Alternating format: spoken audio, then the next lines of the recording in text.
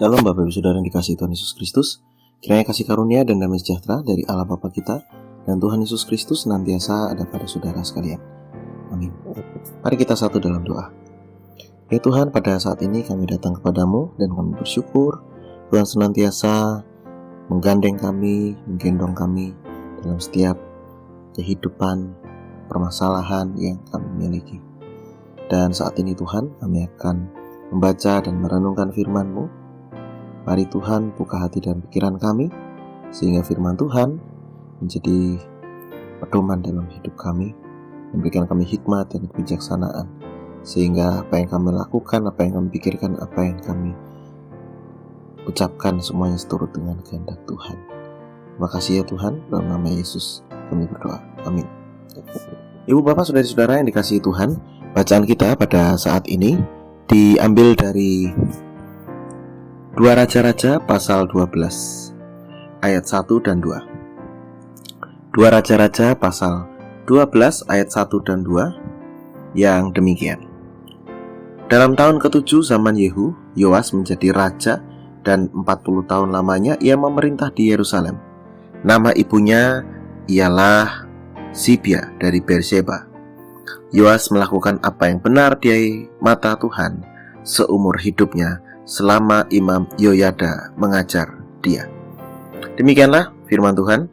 Yang berbahagia adalah setiap orang yang mendengarkan firman Tuhan dan yang memeliharanya. Haleluya.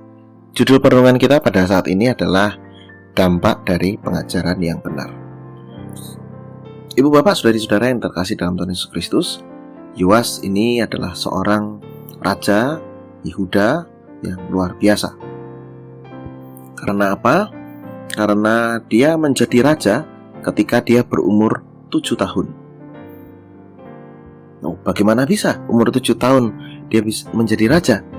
Apakah pemikiran, pemahamannya sudah sampai untuk memerintah sebuah kerajaan? Nah, disinilah pertanyaan yang penting ibu bapak saudari-saudara. Bagaimana bisa Yoas menjadi seorang raja? Bagaimana kecakapannya? Dan seterusnya. Hal ini tidak akan bisa lepas dari siapa yang ada di belakang Yoas.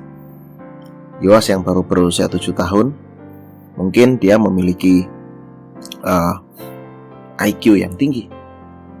Tapi IQ yang tinggi tentu harus juga dibarengi dengan kebijaksanaan.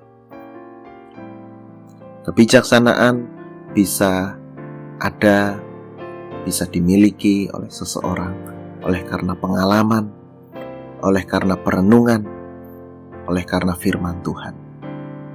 Nah, oleh karena itu Bapak Ibu Saudara, Yoas bisa melakukan apa yang benar di mata Tuhan oleh karena adanya pengenalan firman Tuhan dan juga Imam Yoyada yang mengajar.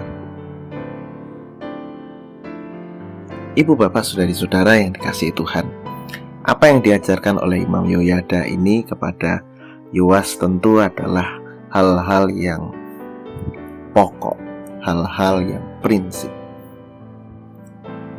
Kebijaksanaan yang kemudian menolong Yoas untuk bisa memiliki pengertian, menimba kebijaksanaan dari Imam Yoyada, sehingga dia bisa menjadi raja yang cakap, raja yang hebat.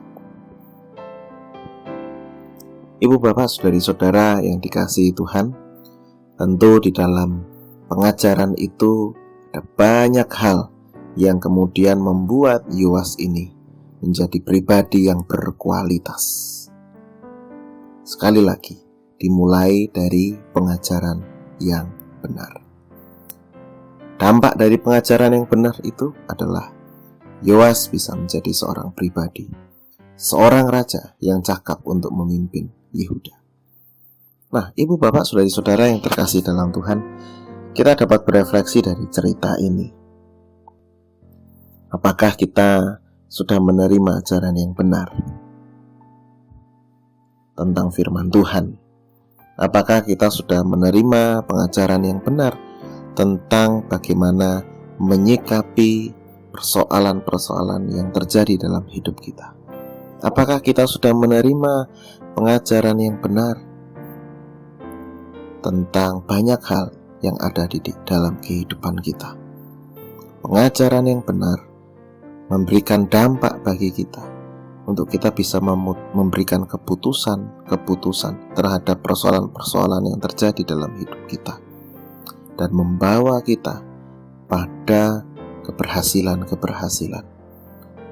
membawa kita pada apa yang benar, apa yang baik di mata Tuhan. Dari sini kemudian kita bisa menyadari bahwa pentingnya pengajaran, pentingnya pendidikan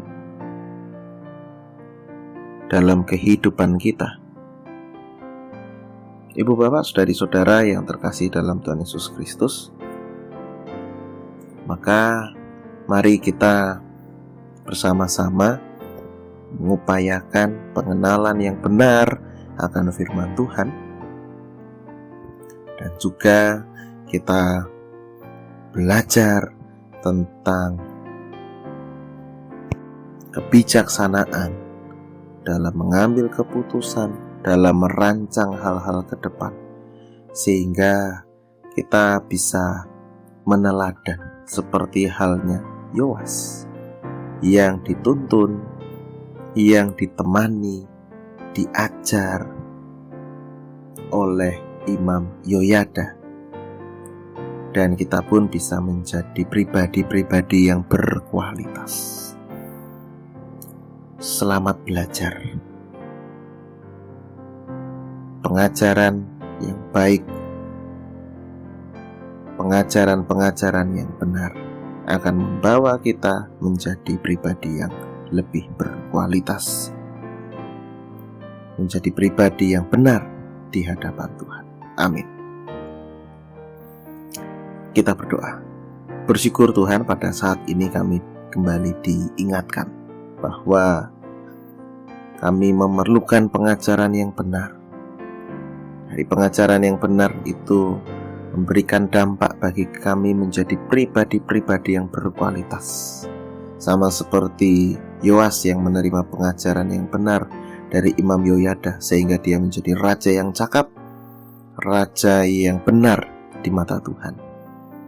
Maka tolonglah kami Tuhan, supaya kami pun juga bisa memilih dan memilah pengajaran-pengajaran yang benar, yang sesuai dengan kehendak Tuhan, yang sesuai dengan firman Tuhan, sehingga kami bisa menimba ilmu, bisa perlahan-lahan menjadi pribadi-pribadi yang berkualitas, pribadi-pribadi yang benar di hadapan Tuhan. Inilah ya Tuhan doa kami. Dari Tuhan tolong kami dan tuntun kami. Dalam nama Tuhan Yesus Kristus kami berdoa. Amin. Kiranya kasih karunia dan damai sejahtera dari Tuhan Yesus Kristus, kasih dari Allah Bapa serta persekutuan dengan Roh Kudus senantiasa menyertai saudara. Amin.